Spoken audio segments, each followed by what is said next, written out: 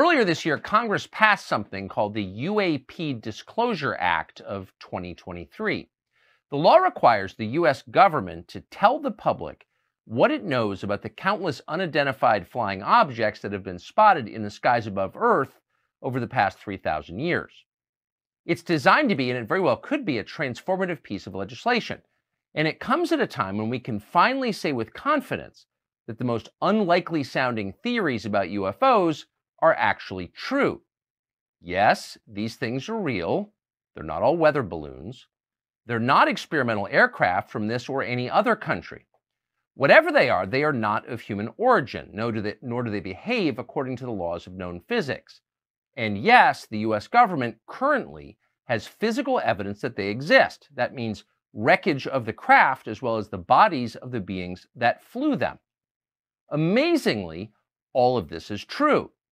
We know that from the detailed testimony, much of it under oath, from several high-level whistleblowers, including longtime intel officers Lou Elizondo and Dave Grush, both of whom we've talked to.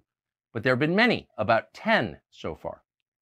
So the question is, now that the UAP Disclosure Act has passed, when can the rest of us see the information that we paid for and in fact own? Well, not so fast, it turns out. One of the great secrets of Washington, known to everyone inside Washington, is that many of the most powerful members of Congress do not work for their constituents, much less for the rest of us, for the country at large. They are instead puppets of the most secretive federal agencies. They are controlled effectively by the permanent bureaucracy, including through bribery and blackmail. Two such members happen to be especially powerful this term. They are Congressman Mike Rogers of Alabama, who is the chairman of the House Armed Services Committee, and Congressman Mike Turner of Ohio, who is chairman of the House Intel Committee.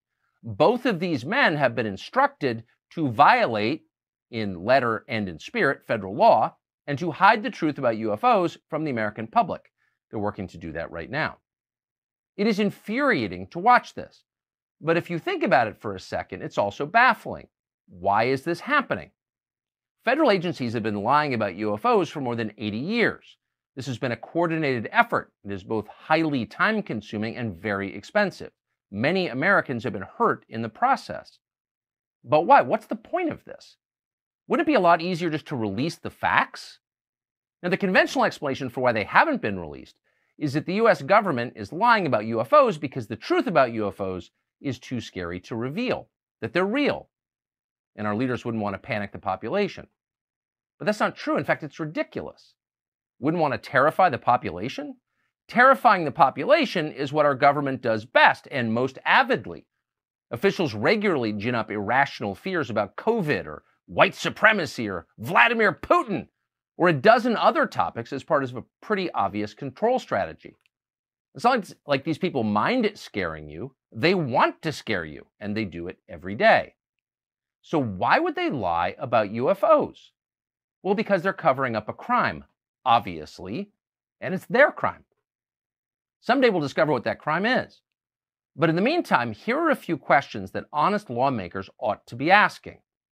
Have government agencies used tax dollars to procure advanced non-human technology? If they have, where exactly is that technology now? Has it been used for profit? How exactly has the American public benefited from that technology? And then this question, the most pressing of all. Has the US government communicated directly with the beings that piloted these craft? Have American officials ever entered into any sort of agreement with them? And if so, what are the terms of that agreement? These are not random questions. They are informed questions. And at this point, Americans have a moral right to know the answers. One member of Congress who might be willing to ask those questions is Congressman Tim Burchett. He's a Republican from Knoxville. Burchett is one of the very few lawmakers in Washington who seems genuinely outraged by the cover-up in progress. Here he is the other day responding to it. And I was told by leadership that it was blocked by the intelligence community, not the intelligence committee, but the intelligence community. And that is a very chilling effect. If someone can reach through the veil of government and pierce it to the point of we do not have access to something, you got to start asking yourself who the hell's in control. And I think it'd be wise for you all to start looking at some financial disclosures of some of those corporations, some of the people who do the stonewalling in this town. I want you to think about this. Think about this, that something with the capabilities of traveling light years, not showing a heat signature, and the energy capabilities of that would put the Pentagon out of business. We wouldn't be fighting these worthless wars overseas over oil, and American boys and girls wouldn't be dying. It would put the war pigs out of business, and they'd have to go somewhere else, and I'm all for that. Congressman Tim Burchett of Tennessee joins us now. Congressman, thanks so much for coming on.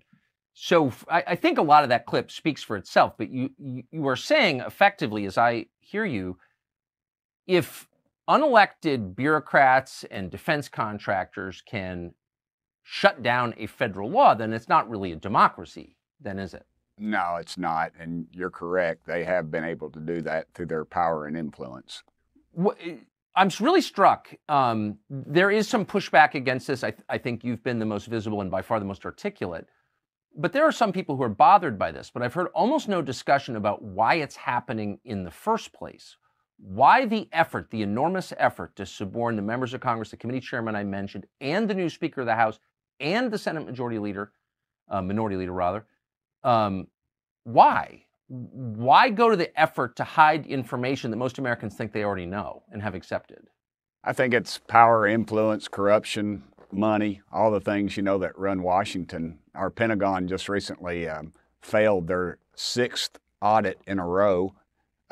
They publicly disclosed that over half their assets are unaccounted for. Now, those assets are, their automobiles, their firearms, their, personnel, everything. 50%. Could you imagine anything else? And yet we've rewarded them with billions more this year for their incredible effort, and they're bragging about how well they're doing now.